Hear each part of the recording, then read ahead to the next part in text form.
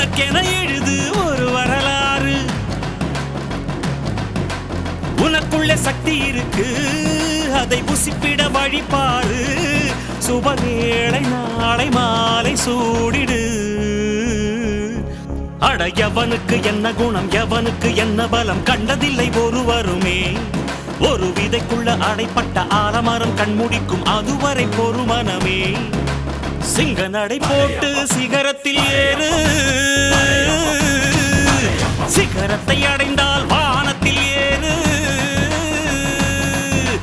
எம்பேரு படையப்ப இடப்பட்ட நடையப்ப, என்னோட உள்ளதெல்லாம் இளஞ்சிங்க படையப்ப. நெஞ்சில் 6 படையப்ப, பின்னால் 100 படையப்ப. யுத்தம் கொண்டு வருகையில் 10 வீரல் படையப்பா.